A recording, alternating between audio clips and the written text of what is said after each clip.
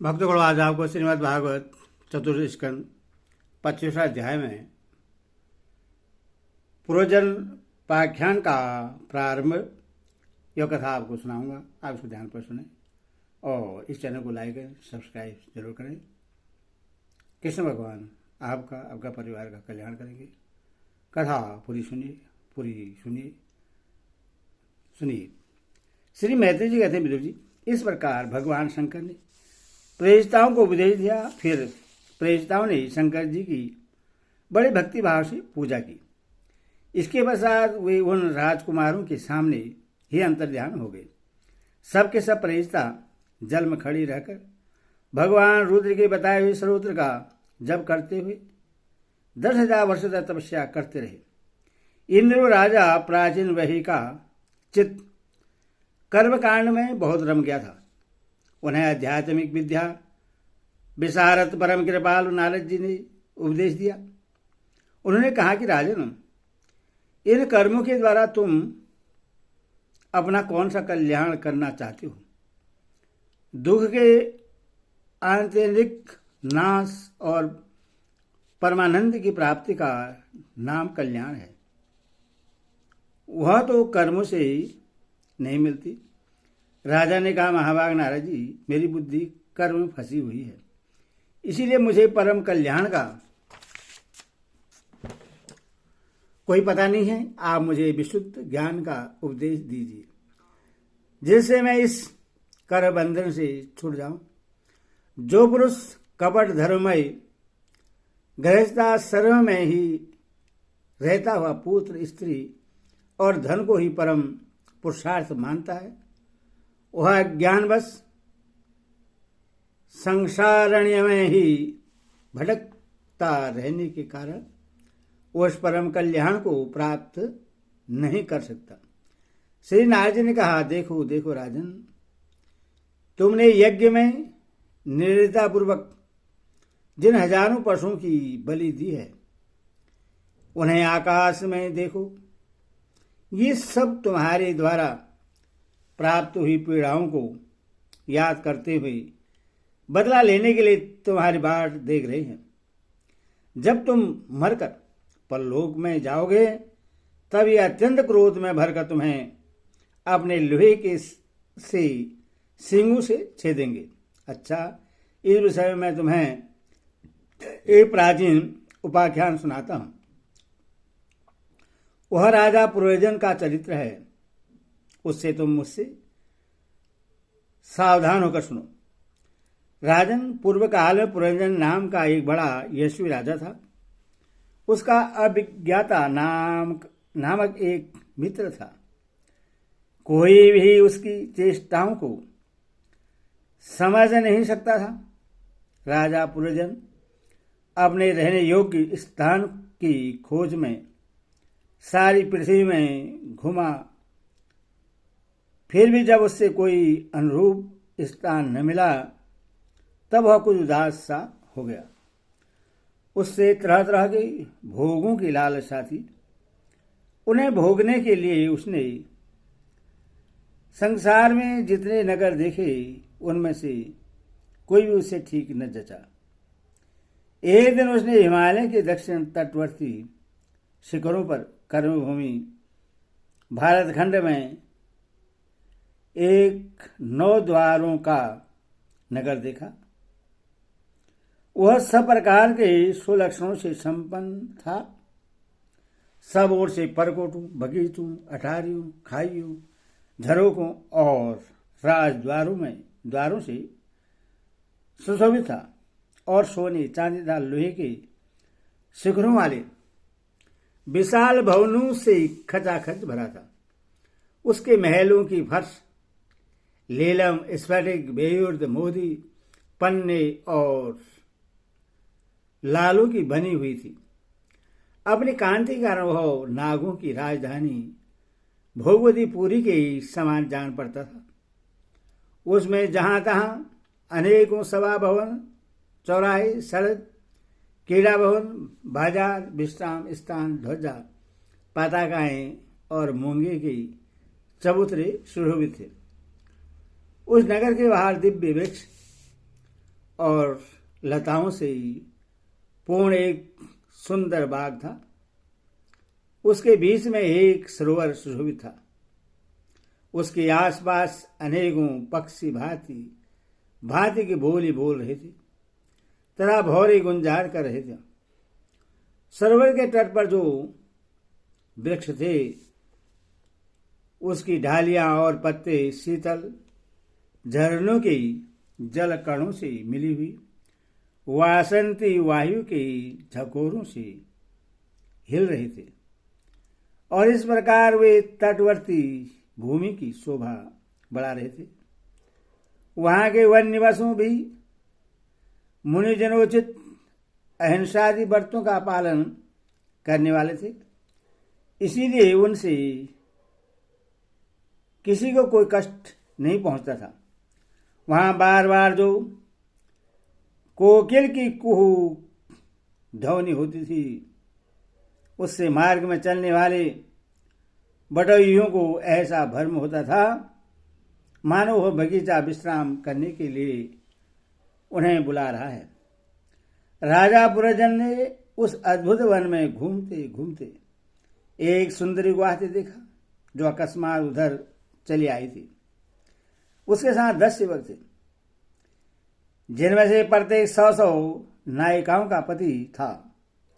एक 5 फन वाला सांप उसका द्वारपाल था, वही उसकी सब ओर से रक्षा करता था। वह सुंदरी भोली भाली किशोरी थी और विवाह के लिए श्रेष्ठ पुरुष की खोज में थी। उसकी नासिका, दंत पंक्ति, कपोल और मुख बहुत सुंदर थे। उसके समान कानों में कुंडल झिलमिला रहे थे। उसका रंग सांवला था, कटी प्रदेश सुंदर था। वह पीले रंग की साड़ी और सोने की करधनी पहने हुए थी तथा चलते समय चरणों से निपुरों की झनकार करती जाती थी। अरे क्या वह साक्षात कोई देवी सी जान पड़ती थी। जब गज गामिनी वाला किशोरावस्था की सूचना देने वाले अपने गोल गोल समान और परस्पर सटे हुए स्तनों को लज्जावश 4 बार अचल से ढकती जाती थी, उसकी प्रेम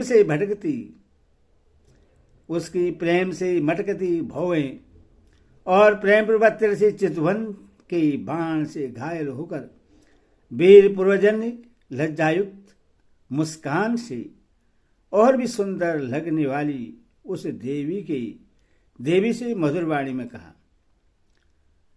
कमल दल लोचन, मुझे बतलाओ तुम कौन हो, किसकी कन्या हो साध्वी। इस समय कहाँ से रही हो। भीरू, इस पुरी के समीप तुम क्या करना चाहती हो। शुभ्रो, तुम्हारे साथ इस 11 महान सूरवीर से संचालित ये 10 सेवक कौन हैं और ये सहेलियां तथा तुम्हारे आगे आगे चलने वाला यह सब कौन है। सुंदरी, तुम साक्षात लज्जा देवी हो अथवा उमा, रमा और ब्रह्माणी में से कोई हो। यहाँ वन में मुनियों की तरह एकांतवास करके क्या अपने पतिदेव को खोज रही हो। तुम्हारे प्राणनाथ तो तुम उनके चरणों की कामना करती हो, इतने से ही पूर्ण काम हो जाएंगे।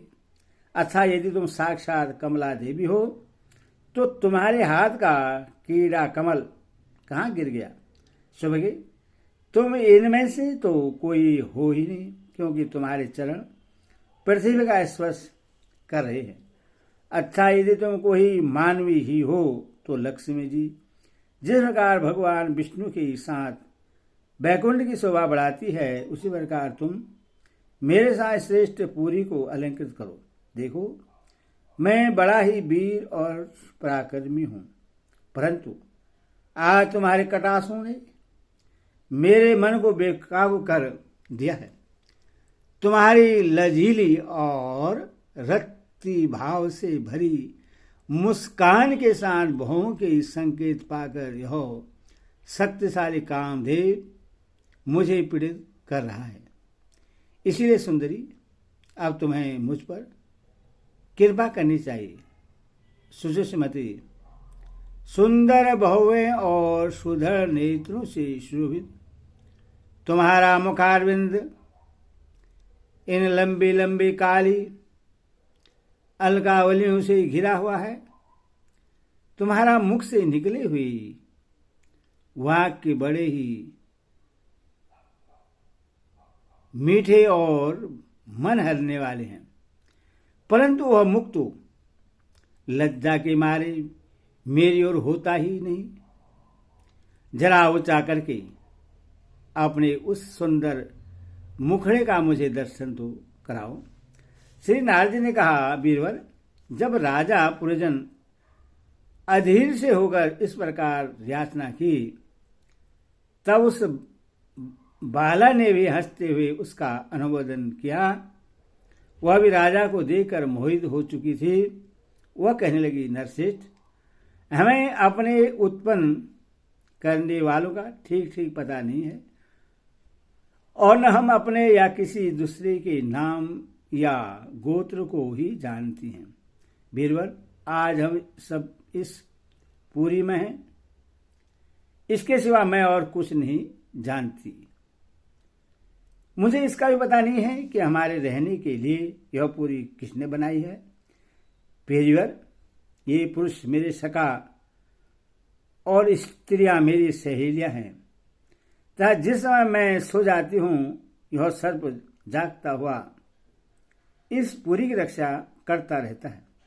शत्रुदमन, आप यहां पधारे, यह मेरे लिए सौभाग्य की बात है। आपका मंगल हो। आपको विषय भोगों की इच्छा है, इसकी पूर्ति के लिए मैं अपने साथियों सहित सभी प्रकार के भोग प्रस्तुत करती रहूंगी। प्रभु, इस 9 द्वार वाली पूरी में मेरे प्रस्तुत किए हुए इच्छित भोगों को भोगते हुए आप सैकड़ों वर्षों तक निवास कीजिए। भला आपको छोड़कर मैं और किसके साथ रमण करूंगी। दूसरे लोग तो न हृदय सुख जानते हैं, न विहित भोग को ही भोगते हैं, न परलोक का ही विचार करते हैं, और न कल क्या होगा इसका ही ध्यान रखते हैं। अतएव पशुतुल्य है। अहो, इस लोक में गृहस्थाश्रम में ही धर्म, अर्थ, काम, संतान, सुख, दुख, सुयश और स्वर्गादि दिव्य लोगों की प्राप्ति हो सकती है। संसार त्यागी यतिजन तो इन सब की कल्पना भी नहीं कर सकते। महापुरुषों का कथन है कि इस लोक में पितर, देव, ऋषि, मनुष्य तथा संपूर्ण प्राणियों के और अपने भी कल्याण का आश्रय एकमात्र गृहस्थाश्रम ही है। वीर शिरोमणि, लोक में मेरी जैसी कौन स्त्री होगी जो स्वयं प्राप्त हुए आप जैसे सुप्रसिद्ध, उदारचित और सुंदर पति को वरण न करेगी। मां भाव, इस पृथ्वी पर आपके सांप जैसी गोलाकार सुकोमल भुजाओं में स्थान पाने के लिए किस कामनी का चित्त न ललचाएगा। आप तो अपनी मधुर मुस्कान मई करुणापूर्ण दृष्टि से हम जैसी अनाथाओं के मानसिक संताप को शांत करने के लिए ही पृथ्वी में विचर रही है। श्री नारद जी कहते हैं, राजन, उन स्त्री पुरुषों ने इस प्रकार एक दूसरे की बात का समर्थन कर फिर 100 वर्षों तक उस पुरी में रहकर आनंद भोगा। गायक लोग सुमधुर स्वर में जहां तहां राजा पुरजन की कीर्ति गाया करते थे। जब ग्रीष्म ऋतु आती तब वह अनेकों स्त्रियों के साथ सरोवर में घुसकर जल किया करता। उस नगर में जो 9 द्वार थे उनमें से 7 नगरी के ऊपर 2 नीचे थे। उस नगर का जो कोई राजा होता, उसके पृथक पृथक देशों में जाने के लिए ये द्वार बनाए गए थे। राजन, इनमें से 5 पूर्व, 1 दक्षिण, 1 उत्तर। इनमें से 5 पूर्व, 1 दक्षिण, 1 उत्तर और 2 पश्चिम की ओर थे। उनके नामों का वर्णन करता हूं। पूर्व की ओर खगोता और अभिमुखी नाम के 2 द्वार एक ही जगह बनाए गए थे। उनमें होकर राजा पुरजन अपने मित्र धुमान के साथ विभाजित नामक देश को जाया करता था। इसी प्रकार उस ओर नलिनी और नलिनी नाम के 2 द्वार और भी एक ही जगह बनाए गए थे। उनसे होकर वह अवधूत के साथ सौरभ नामक देश को जाता था। पूर्व दिशा की ओर मुखिया नाम का जो 5वां द्वार था, उसमें होकर वह रसक और विवरण के साथ क्रमशः बहुधन और आपन नाम के देशों को जाता था। पूरी के दक्षिण की ओर जो पीर तुह नाम का द्वार था, उसमें होकर राजा पुरजन धुर्धर के साथ दक्षिण पांचाल देश को जाता था। उत्तर की ओर जो देवहु नाम का द्वार था, उससे सुरधर के ही साथ वह उत्तर पांचाल देश को जाता था। पश्चिम दिशा में आसुरी नाम का दरवाजा था, उसमें होकर वह दुर्मत के साथ ग्रामक देश को जाता था। तथा निवृत्ति नाम का जो दूसरा पश्चिम द्वार था, उससे लूदधक के साथ वह बेशस नाम के देश को जाता था। इस नगर के निवासियों में निर्वाक और पेशकृत ये 2 नागरिक अंधे थे। राजा पुरजन आंख वाले नागरिकों का अधिपति होने पर भी इन्हीं की सहायता से जहां तहां जाता और सब प्रकार के कार्य करता था। जब कभी अपने प्रधान सेवक विश्वचीन के साथ अंतपुर में जाता, तब स्त्री और पुत्रों के कारण होने वाले मोह, प्रश्न एवं हर्ष आदि विकारों का अनुभव होता। उसका चित्त तरह तरह के कर्मों में फंसा हुआ था और काम परवश होने के कारण वह मूर्ख रमणे के द्वारा ठगा गया था। उसकी रानी जो काम करती थी, वही वह भी करने लगता था। वह जब मद्यपान करती, तब वह भी मदिरा पीता और मद से उन्मत्त हो जाता था। जब वह भोजन करती, तब आप भी भोजन करने लगता, और जब कुछ चबाती, तब आप भी वही वस्तु चबाने लगता था। इस प्रकार कभी उसके गाने पर गाने लगता, रोने पर रोने लगता, हंसने पर हंसने लगता और बोलने पर बोलने लगता। वह दौड़ती तो आप भी दौड़ेंगे लगता, खड़ी होती तो आप भी खड़ा हो जाता, सोती तो आप भी उसी के साथ सो जाता, और बैठती तो आप भी बैठ जाता। कभी वह सुनने लगती तो आप भी सुनने लगता। देखो तो देखने लगता, सूंघती तो सूंघने लगता, और किसी चीज को छूती तो आप भी छूने लगता। कभी उसके प्रिया शोकाकुल होती तो आप भी अत्यंत दीन के समान व्याकुल हो जाता। जब वह प्रश्न होती आप भी प्रश्न हो जाता, और उसके आनंदित होने पर आप भी आनंदित हो जाता। इस प्रकार राजा पुरजन अपनी सुंदरी रानी के द्वारा ठगा गया। सारी प्रकृति वर्ग परिकर ही उसको धोखा देने लगा। वह मूर्ख विवश होकर इच्छा न होने पर भी खेलने के लिए घर पर पाले हुए बंदरों के समान अनुकरण करता रहता था।